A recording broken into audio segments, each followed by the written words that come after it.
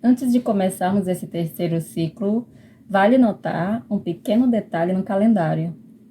Este é um ano intercalado. Em alguns anos, um mês adicional é inserido no calendário lunisolar para manter o alinhamento entre os ciclos da Lua e as estações do ano.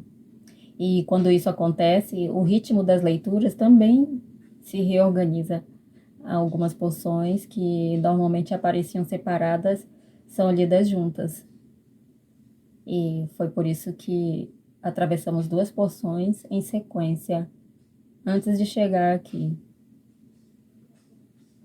Esse ajuste não é apenas técnico, ele mostra um pequeno deslocamento no próprio ritmo do ciclo. E é exatamente nesse ponto que começamos agora, no terceiro movimento da série. O terceiro ciclo começa com um gesto simples, um chamado. Agora o eixo se desloca. Depois de 2 ciclos marcados por acontecimentos externos, origem, ruptura, reorganização da vida coletiva, a atenção se volta para algo mais difícil de observar, aquilo que acontece dentro da consciência humana. Esse chamado pode parecer um detalhe, mas inaugura uma relação diferente entre o humano e aquilo que o transcende. Não apenas submissão a uma ordem, mas responsabilidade diante de um convite. É uma mudança sutil de posição. Em vez de simplesmente obedecer a uma estrutura externa, o ser humano começa a lidar com aquilo que acontece dentro de si. Logo depois desse chamado, aparece um tema que costuma ser profundamente mal compreendido: as ofertas. O termo, frequentemente traduzido como sacrifício, deriva de uma raiz que significa aproximar. O gesto central não é destruição ritual, é um movimento de aproximação, uma tentativa de reorganizar a distância entre a vida humana e aquilo que ela reconhece como maior do que si mesma. Em outras palavras, não se trata de perder algo, trata-se de reordenar prioridades. Curiosamente, o foco não está no objeto oferecido, está no deslocamento do próprio centro da vida humana. Oferecer algo significa admitir que o impulso imediato não é o único princípio que organiza a existência. Por isso, a antiga prática das ofertas incluía um gesto simbólico. Antes da oferta, a pessoa colocava as mãos sobre a cabeça de um animal, do animal. E esse gesto indicava identificação.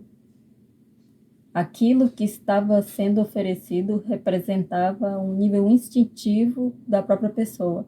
Impulsos, excessos, forças que podem dominar a vida se nunca forem confrontadas. O gesto dizia de forma silenciosa: essas forças existem em mim, mas não precisam ocupar o centro.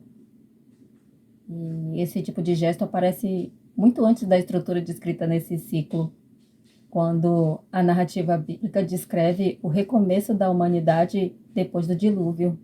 O primeiro gesto de Noé, ao sair da arca, é construir um altar e oferecer algo. Depois de atravessar um mundo destruído e presenciar um recomeço completo, o primeiro gesto humano registrado não é conquista, não é domínio, é oferta. Um reconhecimento de que a vida preservada não pertence apenas a quem recebeu. Durante grande parte da vida humana, o impulso imediato ocupa o centro. Desejo, medo, autoafirmação. O gesto de oferecer interrompe essa lógica. Ele declara simbolicamente: o centro da vida não sou eu. E o sacrifício não era apenas externo, Ele era uma dramatização de algo muito mais radical, o reconhecimento de que certos impulsos precisam perder o trono.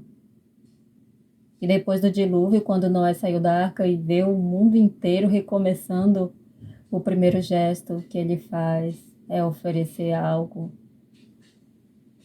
Não porque alguém exigiu, mas porque ele também queria participar desse reconhecimento.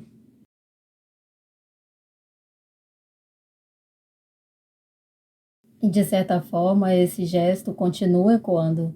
Na série Noah, vamos encontrar um momento específico no calendário que recorda exatamente esse ponto da história. Mas isso vamos explorar com mais calma quando chegarmos a esse ponto do ciclo. Por enquanto, o que importa é perceber isso.